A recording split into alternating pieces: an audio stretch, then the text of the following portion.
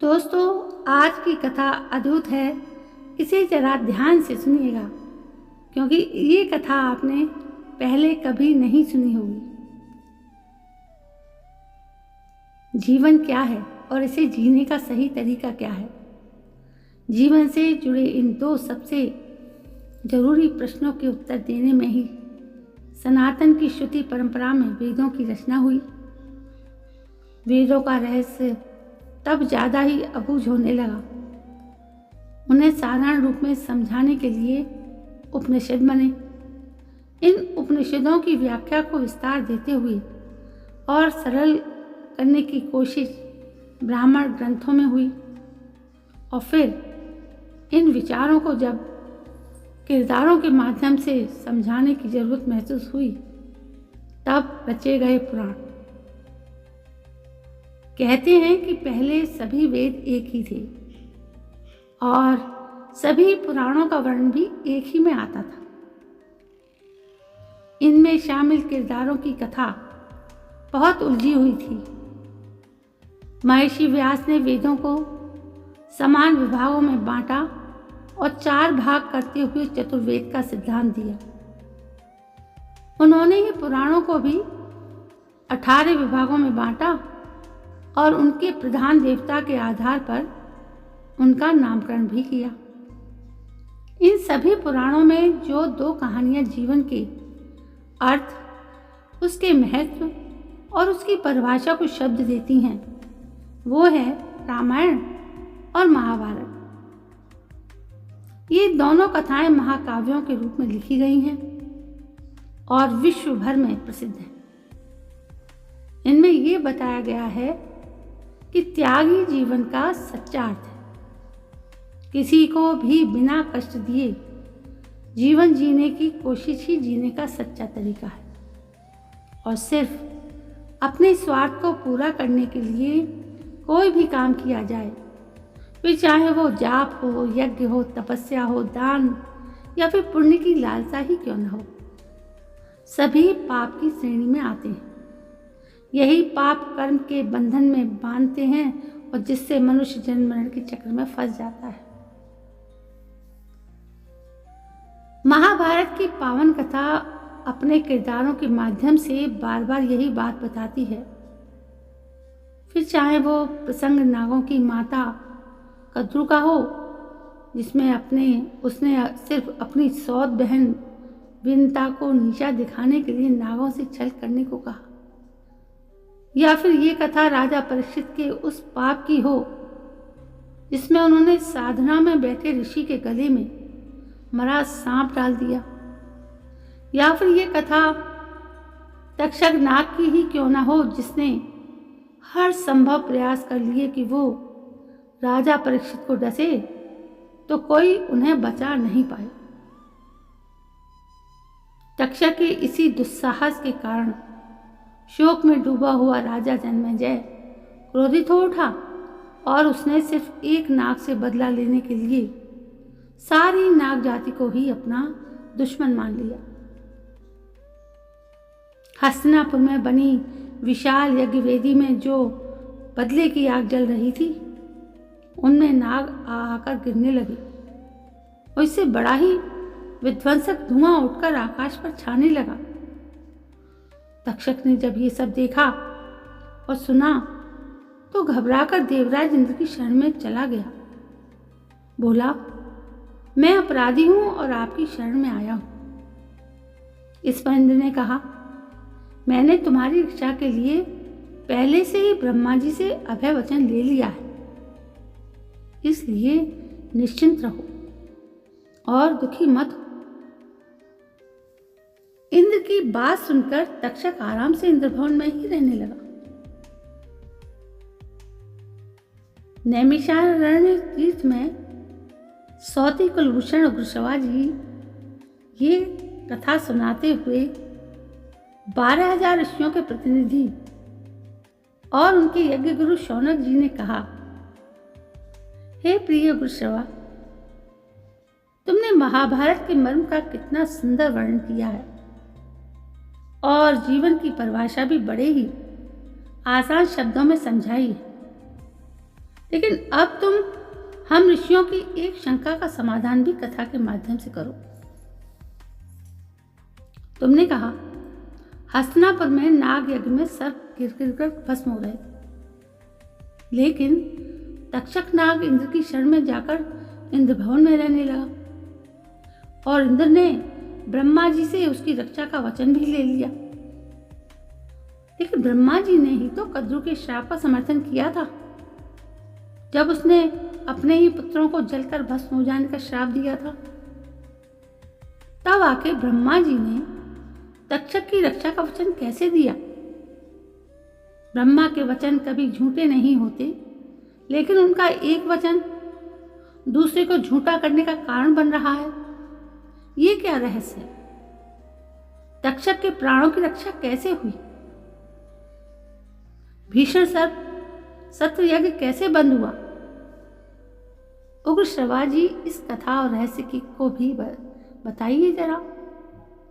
ऋषियों के इतने प्रिय वचन सुनकर और उनके प्रेम भरे आग्रह को मानते हुए कथा वाचन कर रहे उग्र श्रवा जी ने बहुत ही विनीत स्वर में बोलना शुरू किया। उन्होंने कहा, ऋषियों, महाभारत की ये कथा बहुत सारे आश्चर्यों से भरी हुई है। ये सिर्फ एक समय में घटी घटना नहीं है, बल्कि ये पूर्व में घट चुकी कई घटनाओं का परिणाम है। बल्कि कई घटनाएं तो पूर्व काल में और पहले के बीते युग में भी सिर्फ इसलिए हुई कि द्वापर युग के अंतिम चरण में महाभारत की महाघटना घटने वाली थी। ऐसी ही एक घटना युगों पहले कैलाश पर घटी थी।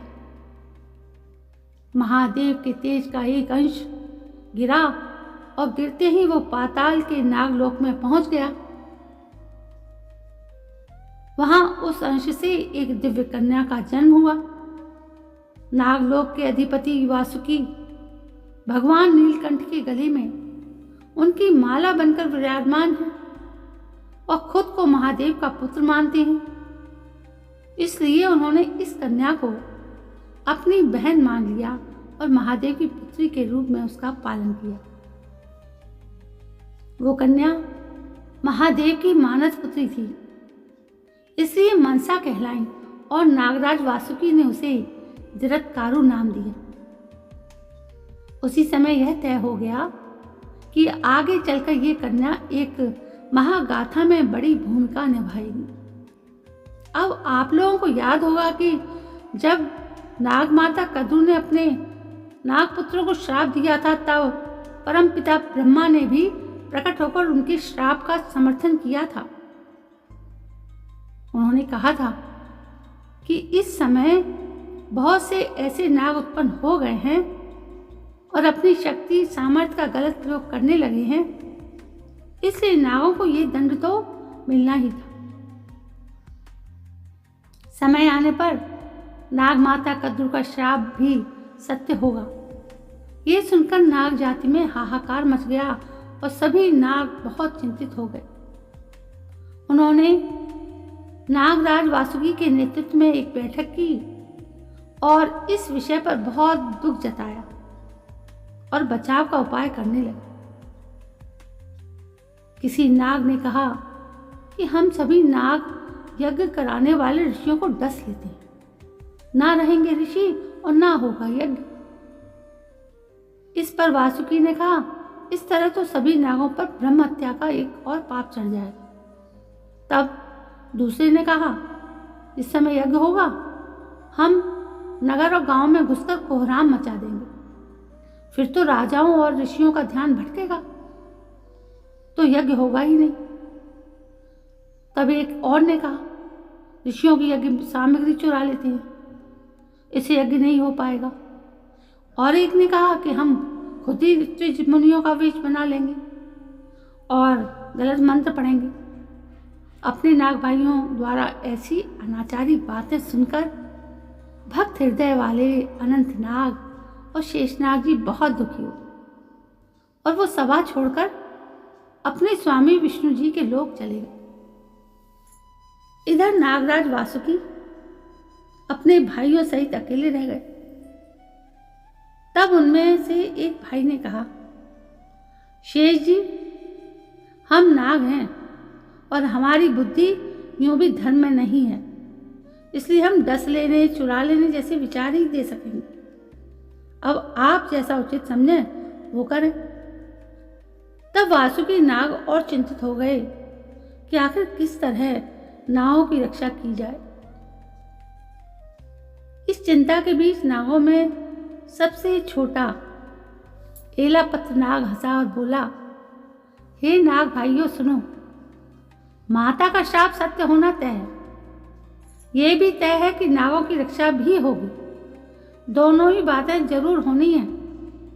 तब अन्य नागों ने एलापत्र नाग से कहा, भाई तुम ये सब इतना स्पष्ट कैसे कह सकते हो?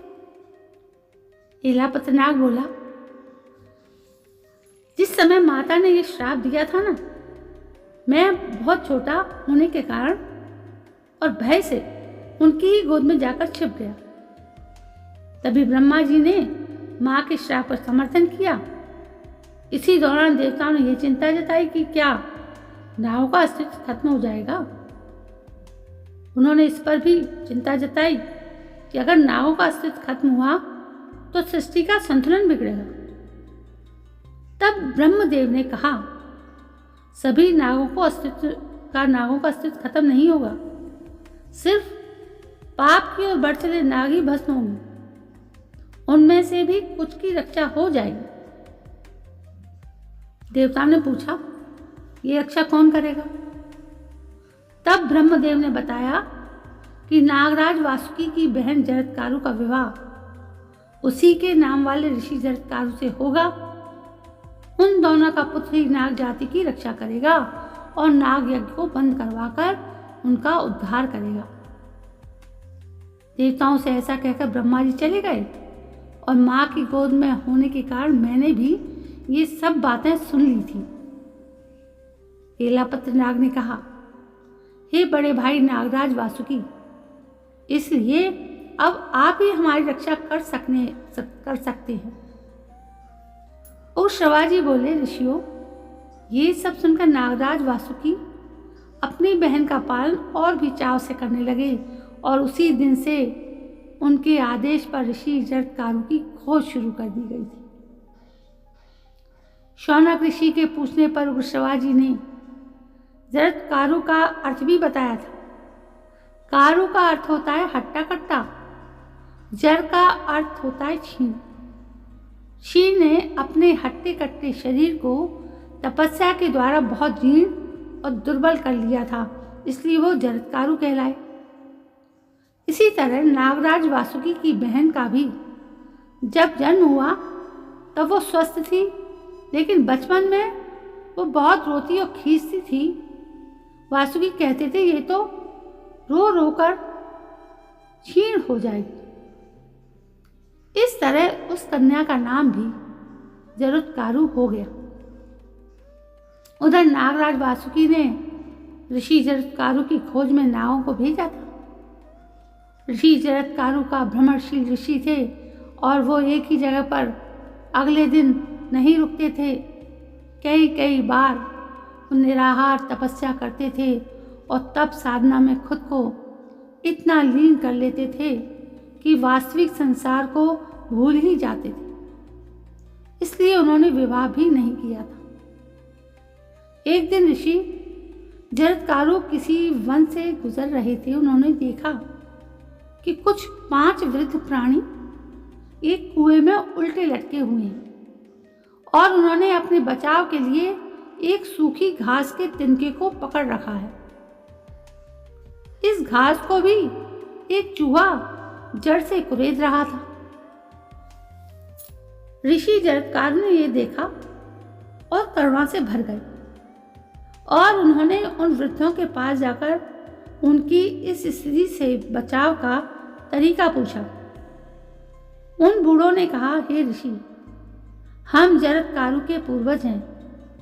हमारा यहाँ उल्टा लटका होना नर्क के द्वार पर उल्टे लटके होने का प्रतीक है। ये एकमात्र घास का तिनका ही हमारी मुक्ति है, इसलिए ये चूहा जो इस घास को जड़ से कुतर रहा है वो ये बता रहा है कि काल किस तरह हमारी एकमात्र वंश बेल को भी काट खाना चाहता है और फिर हम निश्चित ही इस नरक कूप में गिर पड़ेंगे। हमारा पुण्य इतना नहीं कि हम मुक्ति पा सके और जरत्कारों के बाद कोई ऐसा नहीं होगा जो तर्पण से हमें तृप्त कर सके। जरत्कारों ने यह सुना तो वो और विभोर हो गए और अपना परिचय देते हुए कहा, वृद्ध पितरों, मैं ही जरत्कारु हूँ और आपकी वंश बेल की आखिरी रेखा मैं ही हूँ। अब मैं समझ गया हूँ कि मेरी तप साधना बिना आपकी मुक्ति के पूर्ण नहीं होगी, इसलिए मैं विवाह के लिए तैयार हूँ। लेकिन मेरी भी एक शर्त है, मैं अपने ही नाम वाली कन्या से विवाह करूँगा। दूसरी यह कि मैं कहीं भी विवाह की बात चलाने नहीं जाऊँगा। जो कोई मुझे अपनी कन्या विवाह की इच्छा से दान कर देगा, उसी से मैं विवाह कर लूँगा। उससे मेरी संतान उत्पन्न होगी, लेकिन मैं उनके भरण पोषण के लिए हमेशा जिम्मेदार नहीं रहूँगा। इन सब बातों के साथ अगर सुलभ हो तो मैं विवाह कर लूँगा, नहीं तो करूँगा ही नहीं। इस संकल्प के साथ ऋषि जरत्कारु पृथ्वी भर में घूमे, लेकिन कहीं उन्हें ऐसी कन्या नहीं मिली। इस तरह वो इस बात से हताश होकर जंगल में आ गए और पश्चाताप करने लगे। एक दिन उन्होंने वन के एकांत में कहा, सभी प्राणी सुने, मैं अपने पितरों की मुक्ति के लिए संतान उत्पन्न करना चाहता हूँ, इसलिए पत्नी की चाह रखता हूँ। कोई मुझे अपनी कन्या दे, ऐसा उन्होंने 3 बार कहा। इसी दौरान नाग वासुकी के भेजे गए खोजी गुप्तचर वहां पहुंचे और ऋषि जरत्कारु की ये घोषणा सुनी। गुप्तचर नागों से ये सब बातें सुनकर नागराज वासुकी ने अपनी बहन जरत्कारु को आभूषणों से सजाया और वन की ओर चले। वहां उन्होंने ऋषि को अपनी बहन का कन्यादान करना चाहा, लेकिन ऋषि जरत्कारु तुरंत इसके लिए तैयार नहीं हुए। तब नागराज वासुकी ने कहा, हे ऋषि, इस कन्या का नाम आपके ही नाम के समान है, आप इससे विवाह करें। इसका भरण पोषण मैं करता रहूँगा। ये संबंध खुद विधाता का तय किया हुआ है। जरत्कारु ने कहा, आपकी बात ठीक है, लेकिन जिस दिन आपकी कन्या ने मेरे अनुसार कार्य नहीं किया, उस दिन मैं इसे त्याग करूँगा।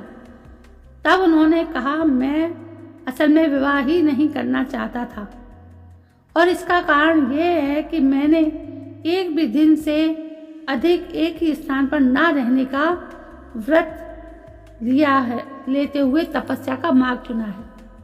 लेकिन मुझे अपने पितरों की आज्ञा का पालन करने के लिए विवाह करना होगा, इसलिए मैं आपसे कन्या के त्याग जैसी बात कह रहा हूं।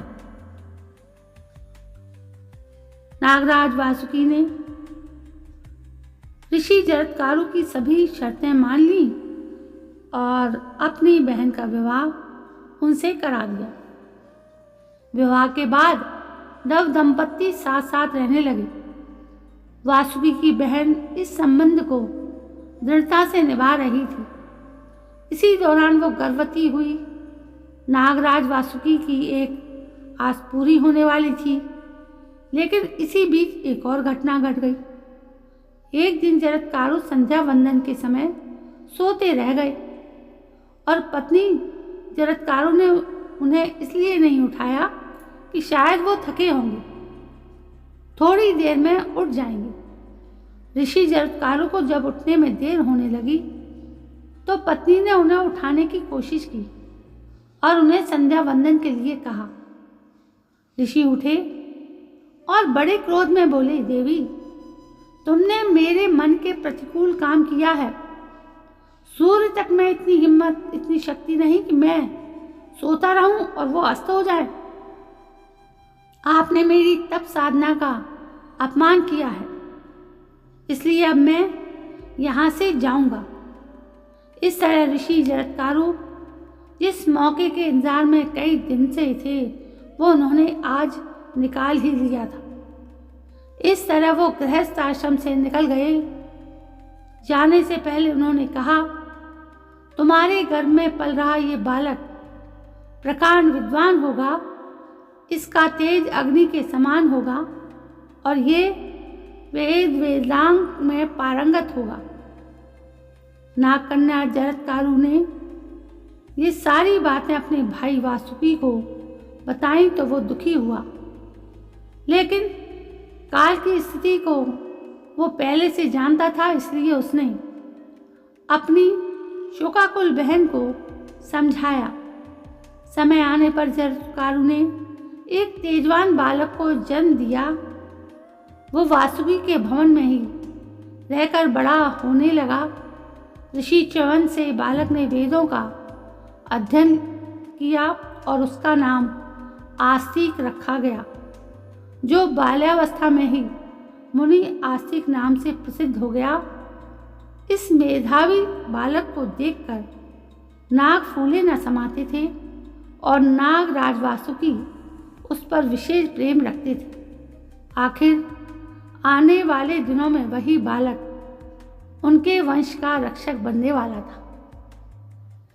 अब आप बताइए दोस्तों, क्या आपने ये रामायण कभी पहले सुनी थी? जब मुझे इस कहानी का प्रसंग पढ़ने को मिला तो मुझे भी आश्चर्यचकित रहना पड़ा। तब मैंने सोचा क्यों ना मैं अपने YouTube फैमिली को ये कहानी सुनाऊं। अब आप बताइए कि आपको ये कहानी पसंद आई है? यदि आई है तो प्लीज़ मुझे कमेंट करके ज़रूर बताएं। कल मैं फिर हाजिर होती हूँ एक नई कहानी को लेकर। तब तक के लिए जय हिंद, वंदे मातरम।